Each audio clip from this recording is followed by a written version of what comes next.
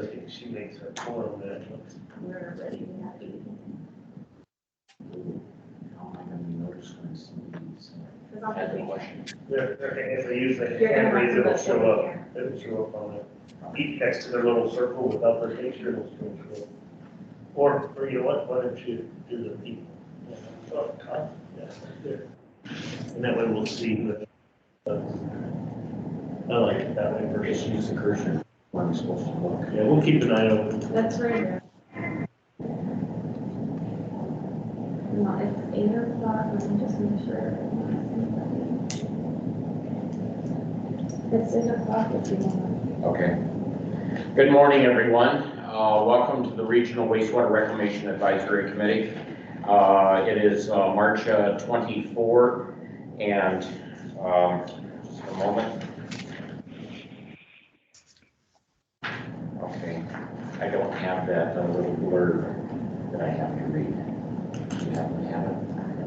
Okay. I don't have my script, everybody, to read, but just remember that this is an open meeting law. Everything is being recorded. If you have a question, raise your hand. It's just Jackson, Veronica, and I that are here today. Everybody else is hybrid. Veronica, if you could do the call of order. Do we have quorum? Yes. Scott Oltendorf, Here. Steve Foley, Here. Allison Jones, Here. Bill Katzel, Here. Scott Holt, Here. Corinne Marin, Here. Matt Matheson, Presente in Mexico. Armando Membria, Presente in Tucson. Mark Taylor, Here. Marie Wolf, Here. Claire Zucker,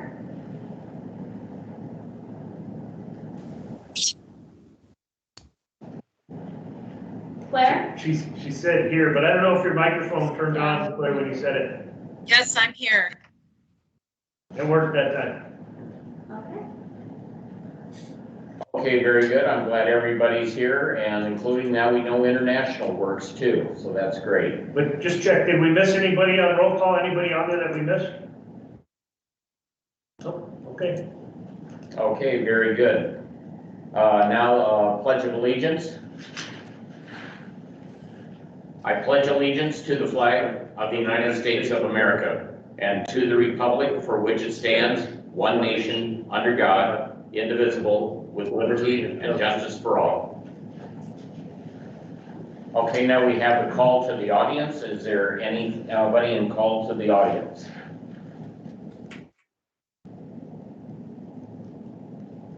Okay, hearing no call to the audience, we go directly into safety share. Does anybody have a safety share to bestow their wisdom upon us?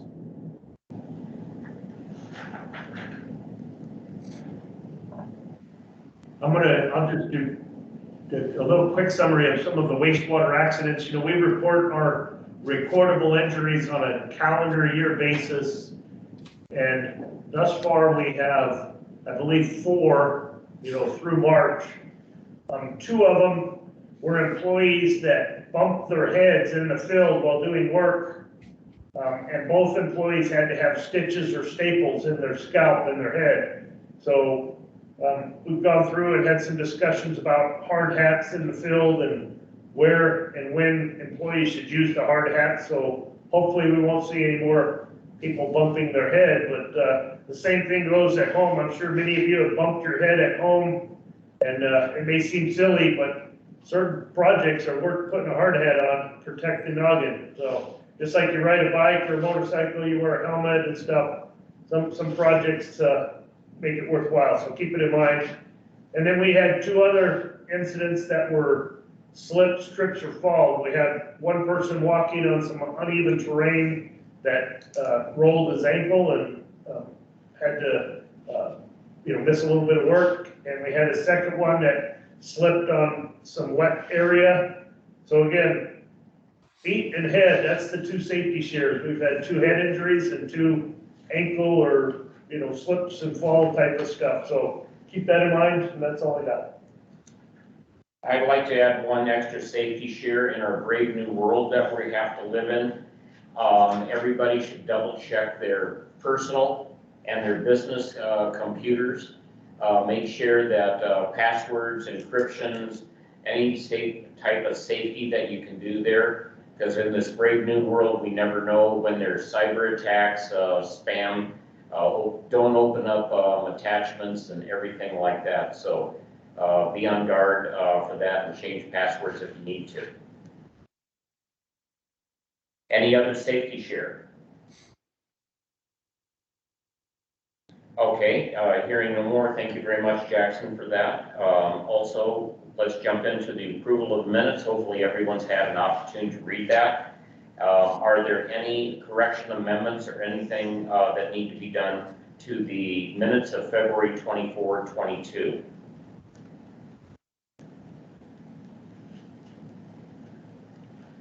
Okay, I don't hear any corrections. Okay, may I have a motion to approve the minutes of February 24? I move. So moved. Second? This is Second. Allison. I'll second. Okay, good. I didn't want to be here all day. All right, very good. All in favor, say aye. Aye. Any nays? Abstains? Okay, the minutes of February 24 are so moved. Next is the director's report with Jackson Jenkins. He's going to be talking about the cybersecurity and the SAP CO. Jackson, it's all yours. Okay, thanks, Scott. Good morning, everyone. Thanks for being here. Appreciate your participation on this committee. Last month, I think it was Scott that actually requested just another update on cybersecurity. So I'm not going to go through the presentation that our SCADA manager, Bruce Gura, gave. That presentation is still on our webpage, and you're welcome to go back and look at it anytime you'd like. But I just wanted to just give you a couple of updates. Of course, the sign of the times, and there's a higher level of concern about cybersecurity in light of some of the activities in the world political scheme of things. Our internal Pima County, ITD, our IT department heads up the overall security of our cyber system, and just like everyone else in the county, they have a fair amount of turnover. And for a little while, the cybersecurity position was vacant because the person left for another job outside the county. But I'm happy to announce they did hire and fill that position, so we're back to having that oversight, that specific oversight. And Bruce, SCADA is a little bit independent from overall ITD, and it's really managed by Bruce and his team, and it is isolated and separated from the ITD business network. But besides ITD's oversight on security, we have Bruce and his team responsible for specific SCADA security. And then Rita Mercer on wastewater staff, she's a manager for our emergency preparedness, and she's been tasked with, and it's a passion of hers, to continually remind all of the appropriate people all of the nuances and protocols we follow for cybersecurity, such as changing passwords, and not so much individual passwords, because that's an IT function and your computer automatically tells you every 2 months, hey, time to change your password. But when it comes to software, access and stuff, changing passwords, she's continually getting our SCADA guys back on board if they get busy and forget. So we approach it in that way from just a lot of internal attention.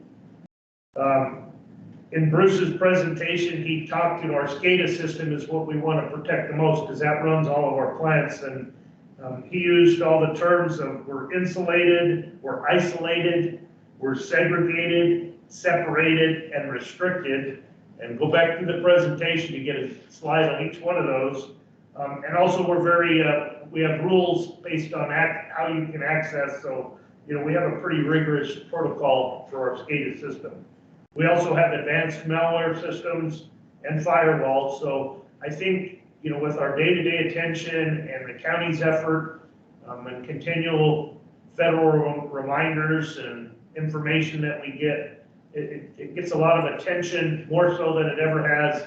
And we feel that we're in a pretty good place, until we're not, just like anybody could get hacked, but we think we're in a pretty good place and staying on top of it. And we've heard of many attempts at access, illegal or inappropriate access, but we've been unscathed so far. So knock on wood, we'll stay that way. But that's all I have on the security update, cybersecurity. Like I said, please review Bruce's presentation. When did he get that? Back in November? November, but it's on our webpage, and you're welcome to look at it again if there's an interest. My next item is SAPCO. I briefly talked about that before, and I'm just briefly going to touch on it again. But SAPCO is basically I forget the whole acronym, but it has to do with our sustainability as a county, as an organization, and such things as our energy efficiency and our carbon footprint, our usage of water, the amount of waste we generate, all kind of metrics that the county as a whole is tracking. And because wastewater being the only large industrial entity within the county, we're like a separate line item for most items. So you get county values and then wastewater values. And one that I don't think it was surprising, but I thought the board was surprised to see that wastewater accounts for 45% of the carbon footprint of the county.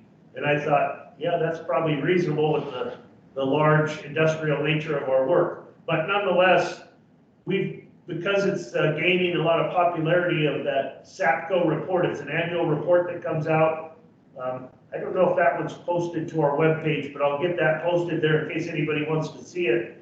But we found from reviewing the most recent SAPCO report that there's a lot of things that are calculated and determined that really don't take a wastewater utility into account. And basically, we've decided that wastewater is going to write its own book, on recommendations for how the carbon calculation should happen. And, one example is, we just spent a lot of money in putting in the biogas cleaning project.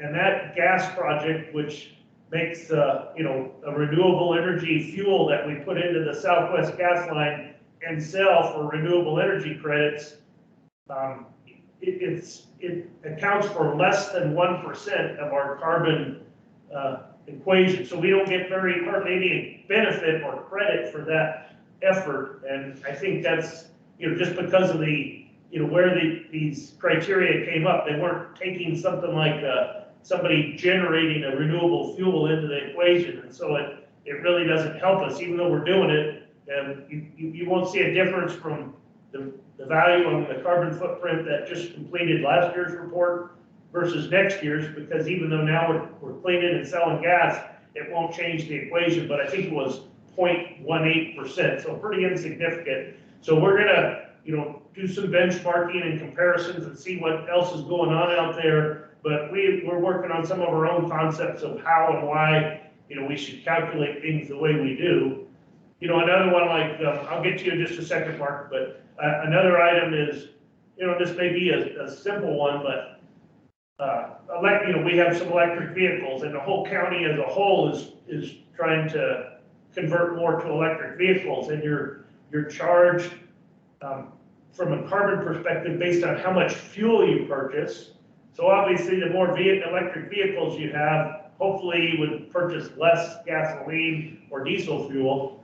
But with electric vehicles, you do have to still charge them. And so is it appropriate that the electricity used to charge electric vehicles should go against you, or should it be deducted from the calculation? And so those are the type of conversations we're having.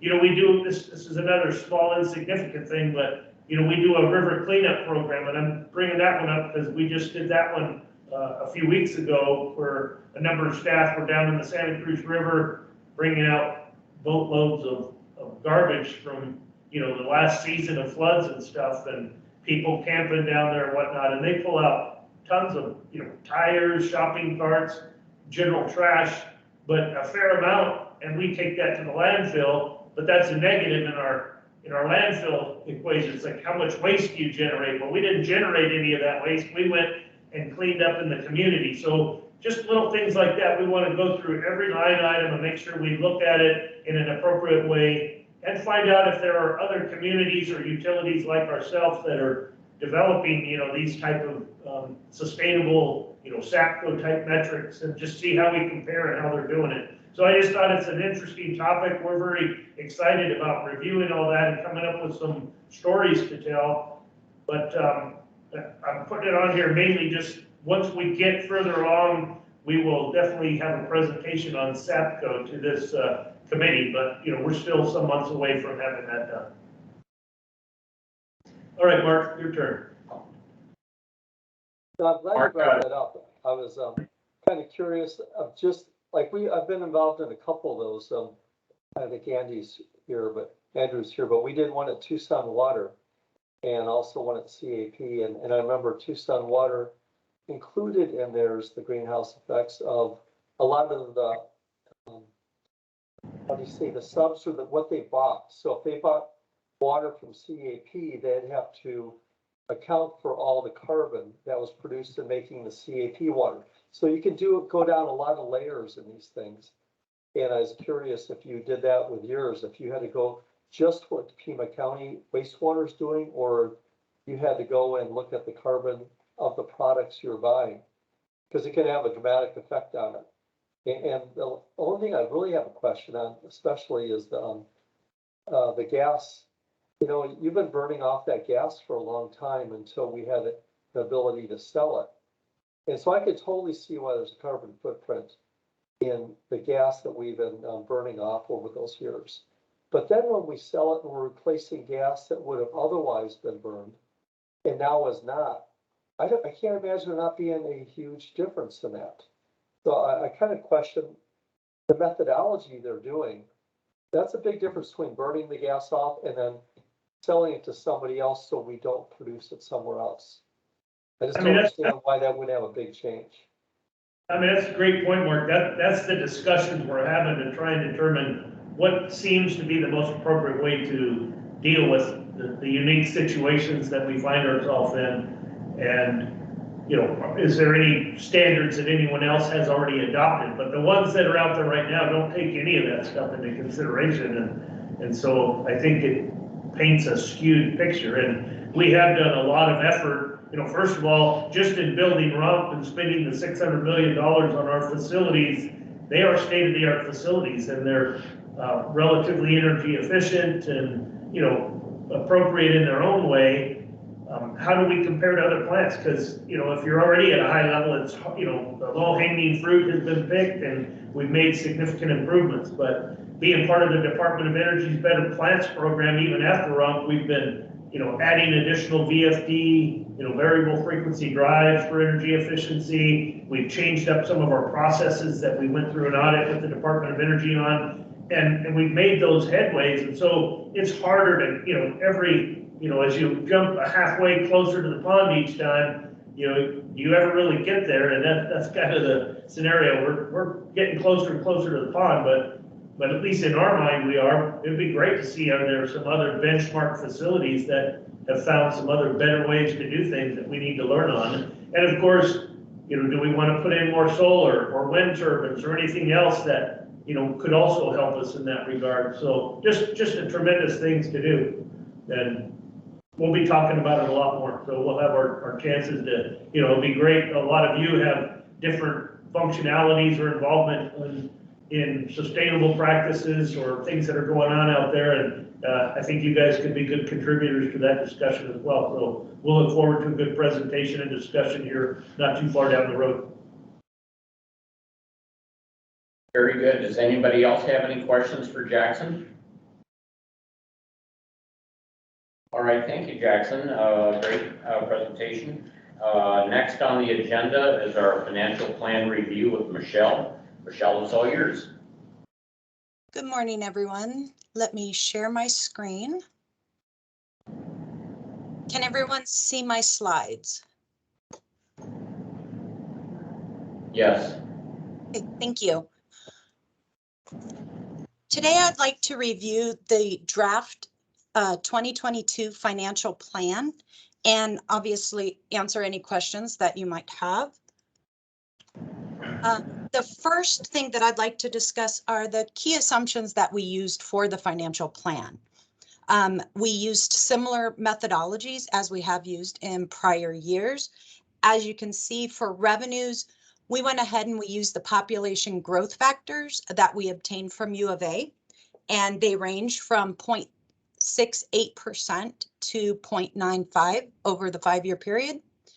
We also are recommending in line 2, right here, you can see that we are not recommending any rate increases for the next 4 years, whether it is in the user fees or whether it is in the utility fees.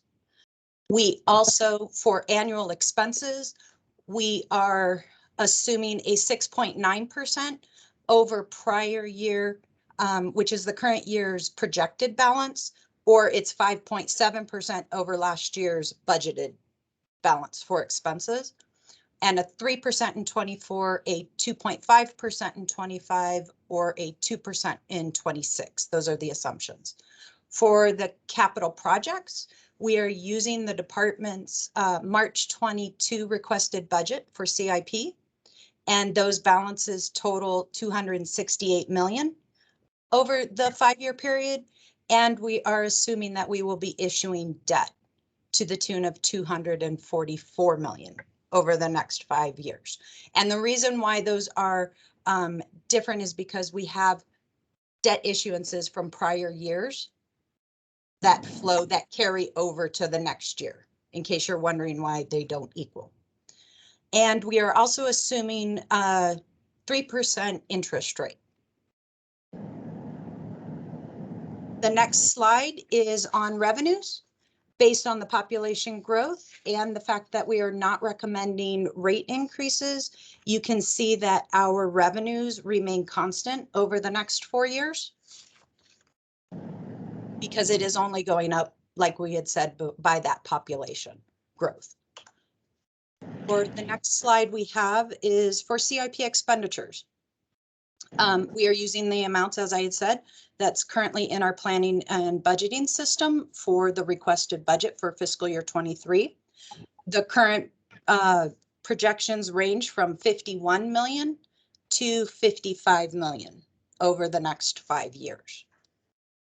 And if you wanted a detailed view of all of the projects that make up those amounts, that is in Appendix C of the financial plan.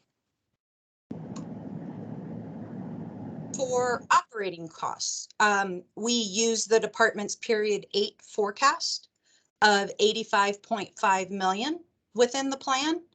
And we also use 91.4 million. That is what the department's current requested budget is. And then, as we discussed, the 94.2, that is a 3% increase over the prior year, a 2.5% increase for fiscal year 25, and then a 2% increase thereafter. Just so you're aware, the reason for the $91.4 million increase, that 5.9 million over last year projection, is due to basically an increase in employee compensation and rising costs that the department is seeing for supplies, services, and utilities. Hey, Michelle? Can you hear me? I can. Can you go back that one slide? Sure. So the 81.4 was actual, but the budget for that year was also somewhere like 84.5 million, is that correct? Yes. Yeah, okay, thank you.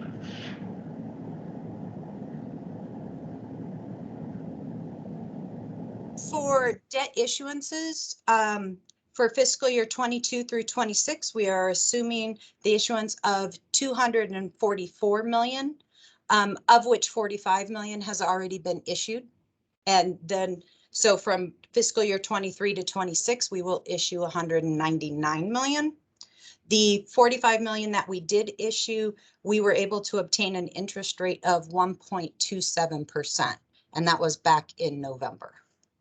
So we really are getting great interest rates for that debt. The next slide is the debt service graphs. So these graphs show the impact of the debt service payments by year when we use unrestricted cash to prepay the existing debt. So the existing debt is in red, the new debt is in green, and the prepayment, so this is our use of unrestricted cash to prepay that debt, is in blue. And as you can see in there, we have currently around a $65 million debt service payment over the next 5 years. The next graph is where we go ahead and we add 5 more years to the debt service schedule so that you can see how our prepayments are affecting the debt service payment. For that debt service payment, as I said, you can see these are at 65. For the years 27 through 31, we are leveling out around 60 million. And then the other sections within the financial plan, they discuss the cash balances. So for fiscal year 22, we're expecting to end our year with 159.9 million in cash, of which 61.2 is unrestricted and 98.7 is restricted. Mark, you have a question? Just a quick one, and Sure. it's mainly just out of philosophy. And I don't remember it exactly. It seemed like we were in the past thinking of really trying to reduce our debt and get those debt payments down and have less reliance on debt. And it just seems like instead of reducing our debt, we're maybe not increasing our revenue and therefore having to increase our debt and having larger debt payments farther down the line. Where I thought our debt payments would go down and down, it looks like it's actually starting to ramp up again. And I was wondering if our philosophy is kind of changing where we're going back to debt and not trying to be self-reliant on revenue. You are correct. We are changing our methodology in regards to debt due to the large increases in what the department is experiencing in operations and maintenance. And because the CIP has increased over that normal $40-45 million of debt issuances, we had to go ahead and change the maturity dates for our debt service. So we are no longer trying to go from 10 years and ramping down, and going down to 5 years overall. Instead, we are having to use 10-year maturities for $60 million issuances or less, and we have to use 15-year maturities for 60 million or more in order to maintain the current rates. So is this essentially trading off saying, okay, since we're not going to have increases in rates, we're going to have to increase our debt? Correct. And I guess is that really a wise move not to have? I mean, when we have 6.5%, 7% inflation, it seems like we should be considering rate increases unless there's a political reason not to do it. It's just like we're avoiding the political reason of increasing our rates and instead we're increasing debt. It just seems like long-term, I always worry about that kind of decision. No, agreed. And we took that into consideration when we were doing the financial plan and trying to determine whether we needed to increase rates at this time or not for that exact reason. And what we decided was, yes, we do have inflation at the moment, and we're not sure how much that will happen in the next year, if it will continue to stay at its current rate or if it will go down. And we were able to still continue to defease the debt.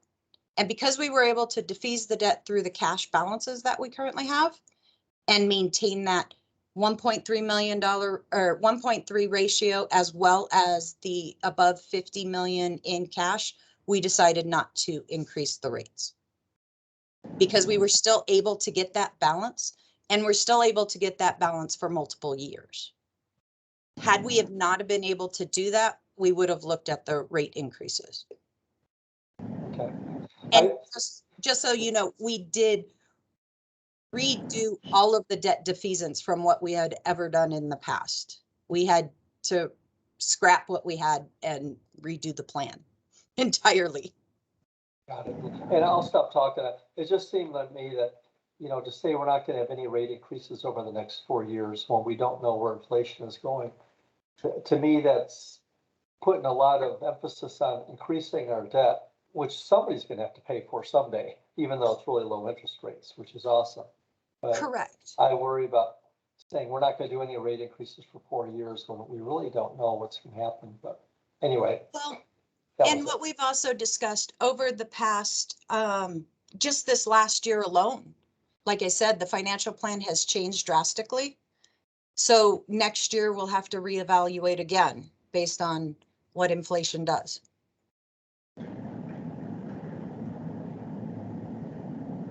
Armando, you had a question? Yes, I do. Looking at it in the way you projected, Mhm. my question is fairly along the same lines as Mark. Won't that put us back in the same position we were 10 or 12 years ago, where all of a sudden we have to catch up because we haven't had rate increases? Our debt is higher, but we have to catch up on our rate increases, and remembering how difficult that was, not just with the public, but with the county structure itself, on getting the increases passed, where the financial committee would come in with a number, and management would take it to the administrator's office would slash it down, and the board would slash it down, and we'd come back and we'd still be behind the 8 ball. I see this happening again, uh, as Mark maybe did, but what creating an issue for us down the line? Well, I know that we have looked all the way out to fiscal year 2031 based on the current projections. And using those current projections, we are able to still maintain what we need from a financial plan, like I said, from the 1.3, which is the rating agency ratio. And we are able to keep unrestricted cash balance at 50 million or more through those years.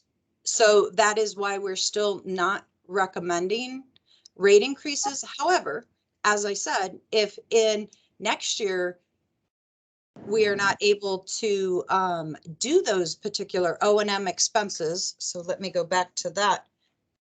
If O&M expenses are greater than the 91.4 and the amounts going out into the future also increase, if CIP continues to increase due to inflation, then yes, we will have to look at rate increases in the future.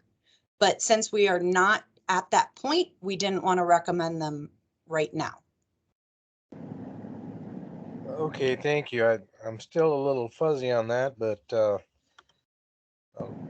I'll think about it some more. Thank you.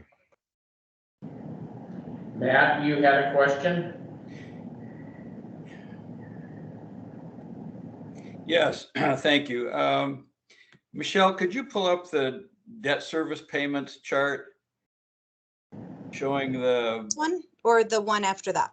the one that has the 6 bar graphs with the red debt service going out to 2026? Okay, so this one? That one. Okay. So just kind of continuing the conversation on future rates, I think the good news that we're seeing is the reduction in debt service payments over the next several years, and providing some margin for us to be able to offset some of those inflationary pressures. So maybe getting past our historic pig in the python situation, we're now reducing those debt service payments significantly, and it's coming at a time that's beneficial in light of the inflationary pressures that are happening and probably will continue for a while. And so what we're seeing is an ability to not have to increase rates, but at the same time, probably seeing a situation where that pipe dream we once had of being able to decrease rates is likely not going to happen. Matt, can I ask you, where do you see us significantly reducing debt payments? I don't see that here or in the other one. It's actually showing it's going way up after 26.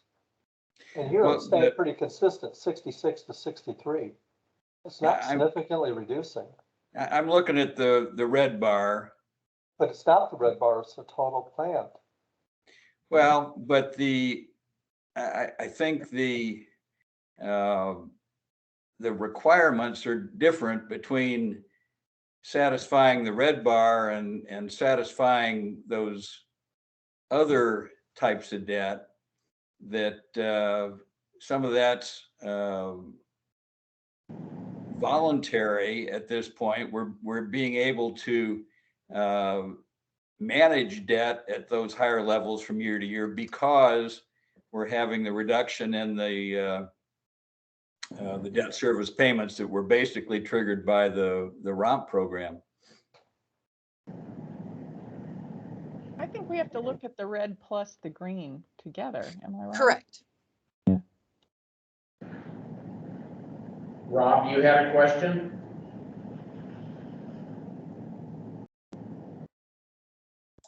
Sorry. Yes, but one of my concerns is that the new debt will be at a higher rate as we see inflation rise. So overall, as we increase our new debt, even if we're reducing our older debt is at a much lower rate,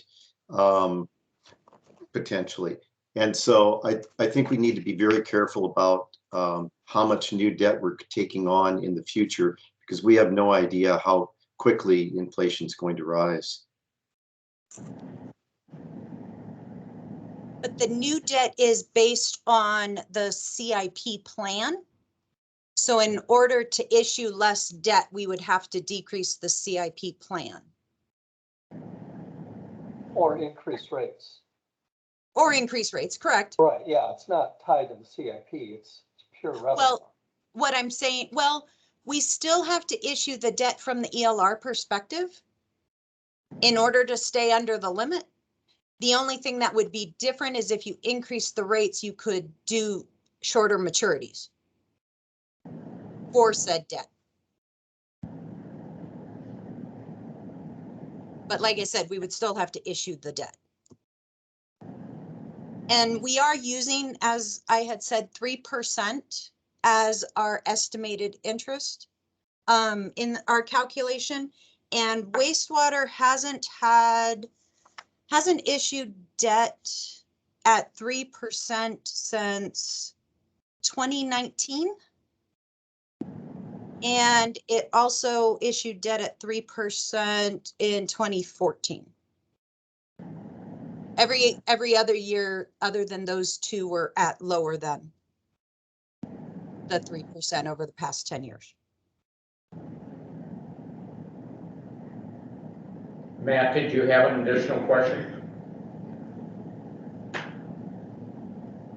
No. So just lower your hand, Matt.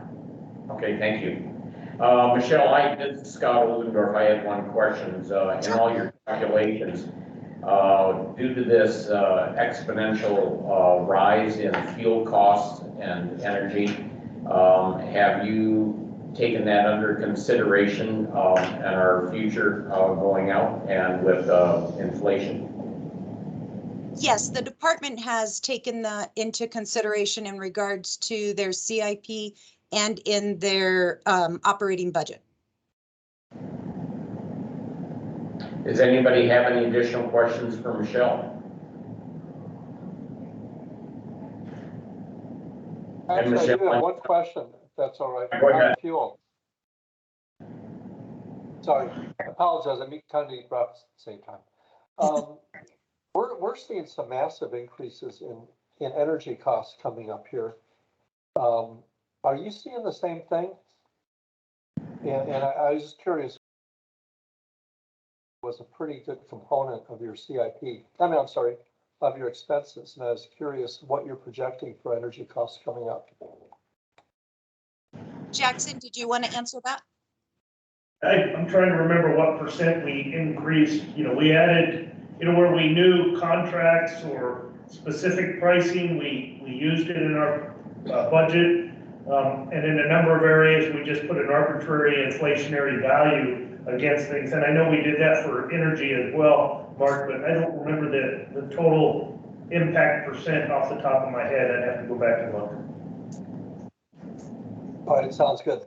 Yeah, I just said we're seeing some pretty tough increases on energy coming up the next few years. We're trying to project it out over the next 5 or 6 years, and not looking good. So, Take for instance, you know, gasoline or diesel. You know, the amount we use, it's included. All of the vehicles that wastewater uses are, you know, coming from the county fleet services, and they charge us a per mile cost, basically. So, you know, how well are they capturing what future gas and diesel rates are going to be? You know, everybody has their crystal ball, but, you know, people are doing the best they can, but we still are not perfectly clear what's going to happen next year or the year after. So, you know, we've made assumptions, and that's what's in the plan. We think they're reasonable assumptions, but we all could miss the mark. We'll just have to stay tuned and see. yeah, and I was kind of referring to power electric. Yeah. Yeah, the electric market's kind of going nuts. So, Michelle, did you have the opportunity to finish your presentation? I did have a couple more slides. Basically, the next slide was the rate workbook. This is what we reviewed basically last month. It has been updated for period 8. It also has been updated for any changes that were in the fiscal year 23 requested budget. So it does differ a little bit from what you received last month to now. And then the other thing that I had was the executive summary, and this is what Finance and Risk Management is currently recommending, that we issue 199 million of new sewer debt to fund future capital improvement projects. We continue to use our unrestricted cash to prepay the debt, and that we maintain the current sewer revenue rates. And then that is my last slide. Are there any questions on that? Any other questions for Michelle? Just a comment, Michelle, do you want to make any announcement to this group in your future? This is actually going to be my last financial plan. I will be retiring in July. So Ellen Moulton will be replacing me. She was in Finance and Risk Management for 14 years, so she will be the new finance director. Congratulations. yeah, Thank you. Congratulations, Michelle. And that's cool. Just so you know, I'm not going far. I will be working in county administration after that. So if there are any questions on the financial plan, obviously they can still ask me, because I have been involved in wastewater's, whether it's their financial statements, their cash flows, or their financial plan since 2003. So I have been doing this for quite a bit. Is that considered retirement? Well, it is when you go to part-time. Well, Michelle, you definitely look way too young to retire. So I guess you're gonna become maybe a double dipper. Michelle, before you leave, one thing I'd like you to do, I did confer with Veronica here, that she did not have the 2022 financial plan on the slides. Is there an opportunity that you could email that out to all the people here so they have those numbers to look at? Sure, I can do that. Okay, well, very good. We're gonna miss you and enjoy. But I'm glad I'm glad you're not totally retiring because you look way too young. Thank you. I did have just one question. From the committee's perspective, did the committee want to support the plan? Or usually that happens either at this meeting or in future meetings? How would we like to address that? Anybody have any preferences? I still have a question if I can slide Go in ahead, there. Armand. Yeah, Michelle, can you go back to your revenue screen, Sure. please?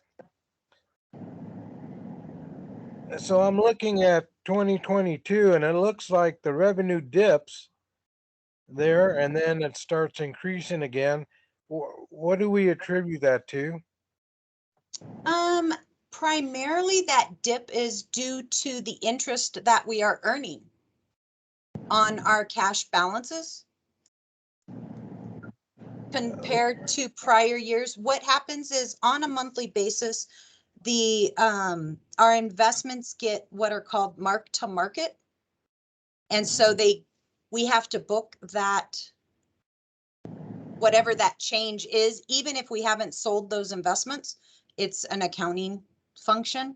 And we are hoping that by the time the end of the year occurs, that will increase. But right now we are seeing a somewhat of a little bit of a loss on that. Okay, so The other thing that is included in that as well is in fiscal year 21, we received 18.8 million worth of utility fees or connection fees as I know them. And in fiscal year 2022, we are still only forecasting 15 million because that's what's straight lining.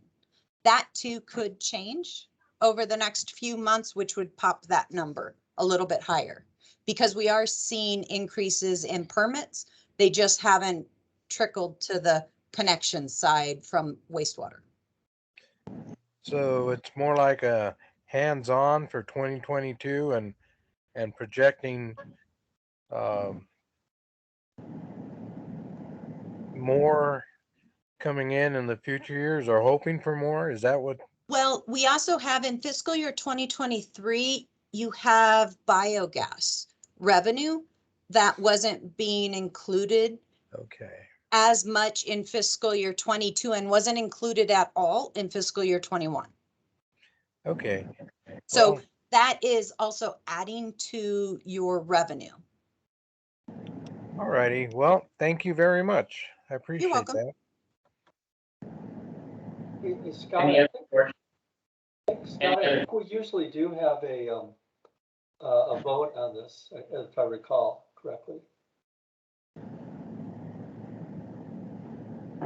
Mark, can you say that again, please? We didn't get that clear enough.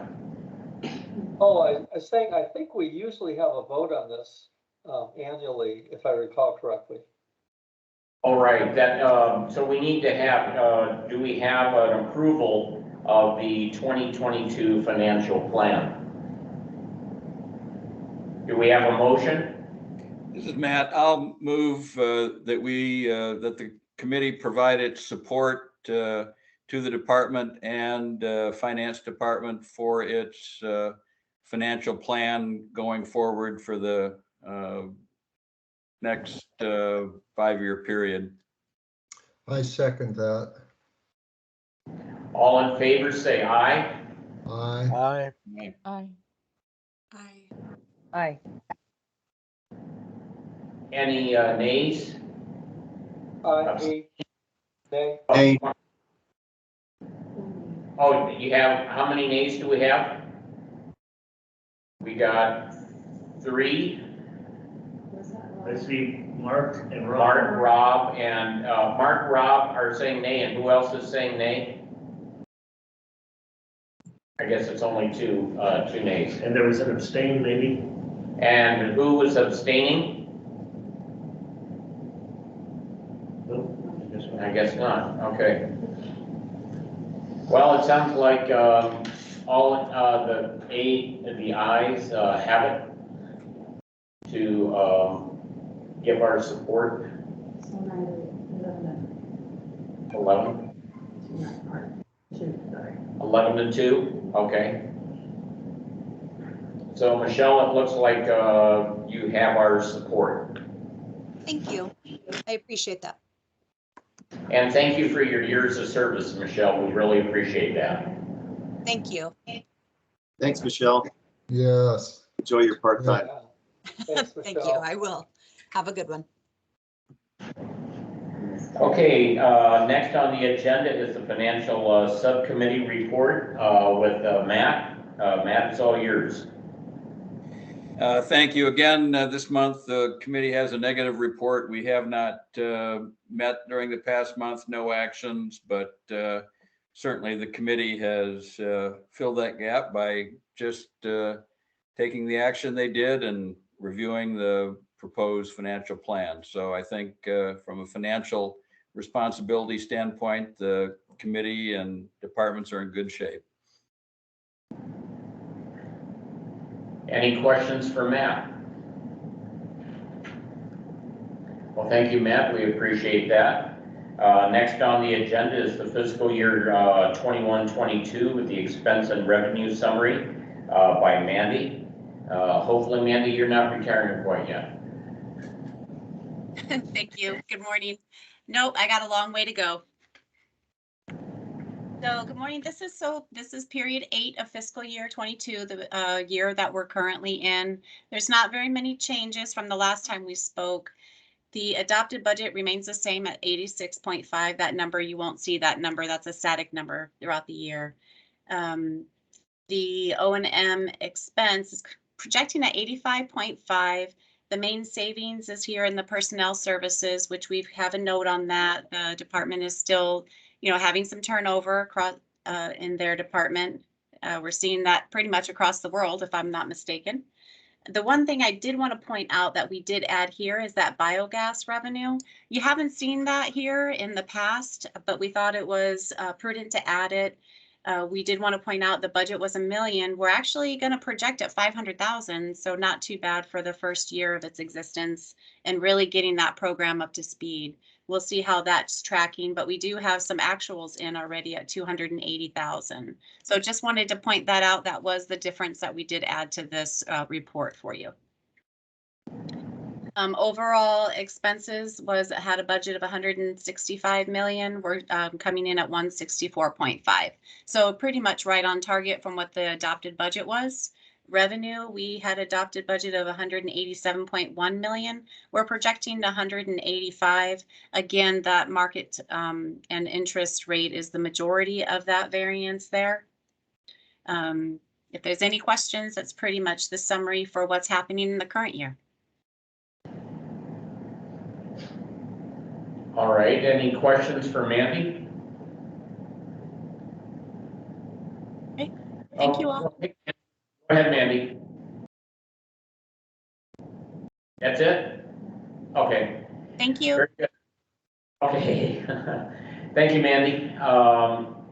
Next on the agenda is going to be our CIP subcommittee report with Asia.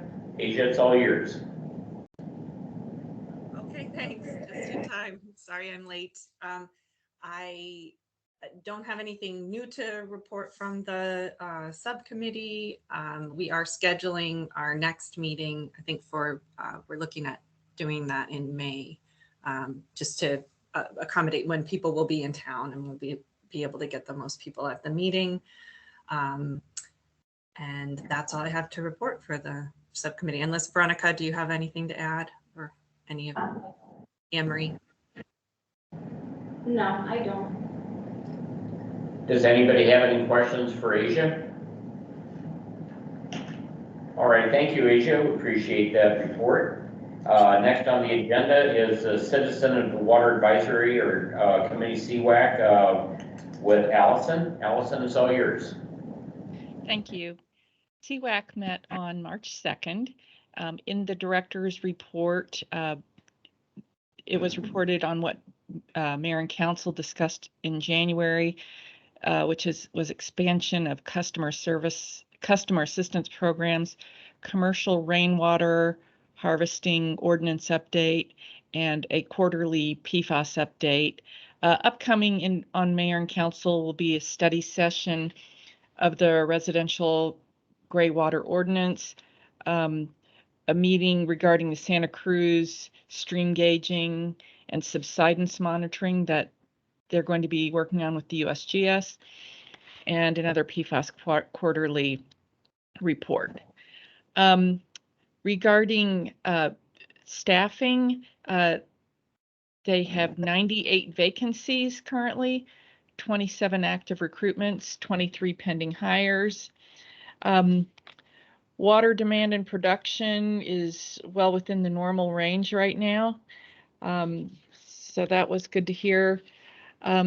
There was a discussion with the city attorney regarding some basics of CWAC in particular and conflicts of interest.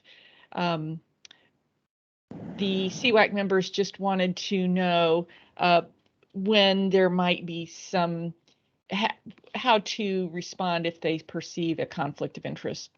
And it's very simple. You just recuse yourself from a vote. There was some conversation regarding our subcommittees because we're having a hard time filling some of the spots. But we have right now a conservation subcommittee, a technical planning committee, and a finance committee. Occasionally there's not a quorum, but we're working on that. There is going to be some turnover on CWAC soon. Mark Taylor had to step down, which was unfortunate. Kevin Dahl appointed somebody new in Val Little's place. There have been some, and so we have some openings to fill, and those should really help us with our subcommittee assignments. I did give, yes. This is Jackson. You know, we've been trying to figure out how to get wastewater into our spot on that committee, and you know, it's just a conflict with time that's continued. But I did, you know, internally we looked through some things, and Jim Doyle, I announced to John Kamiak that Jim Doyle will be filling in for me in that ad hoc position. So hopefully you'll start seeing somebody from wastewater at those meetings. Thank you, Jackson. That was my next thing I was going to say. I always give a report on this meeting to CWAC, and I told them that you were considering who you might be able to place on CWAC and that you did have a scheduling conflict. So thank you for that. It was a brief meeting on March 2nd. That's all I have to report for CWAC. Thank you. Thank you, Allison. We have one question from Mark Taylor for Allison. Mark, go ahead. Yeah, Allison, I remember reading somewhere, hearing it lately, that the water usage of Tucson Water had gone up quite a bit this last year or so. And it sounds like that's not what they said at last meeting, but have they talked about the higher increase? And it seemed to me it's kind of significant, if I remember correctly.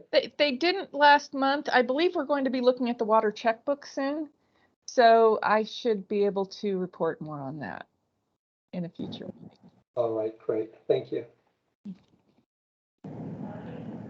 Any additional questions for Allison? All right, thank you very much, Allison. Next on the agenda is future agenda items. Does anybody have any future agenda item they would like to put on the agenda for Veronica? Matt has said. Matt, go ahead. Yes, Michelle brought something up at the end of her discussion that I thought was interesting, and maybe we should get a little more information on, and that is the investment plan for our cash reserves. We've got $150 million sitting in various levels of reserve, and certainly a significant opportunity for some income. So hurts when we see a loss happening during a year. So I'd like to know a little more about that, what kind of investments we are making of that money, and what kind of return we might be able to expect. All right, with Michelle going into retirement, we'll have to leave that agenda item for her replacement and all that. Steve, you had an item for the future agenda? Yeah, I'm noted that we actually had a couple of nay votes, which almost never happen. So I think we should continue our discussion of future debt and possible rate increases, since that's clearly a concern among some members, and it's something I think we all have concern about, whether or not we voiced it, but the fiscal stability of the program in the future is, of course, of overriding concern. So yes, a discussion in the next meeting would be great. Very good. Thank you, Steve. Anybody else have an item for future agenda? Okay, thank you, everyone. Hearing none. Next on the agenda is call to the audience. Is there anything on call to the audience from anybody?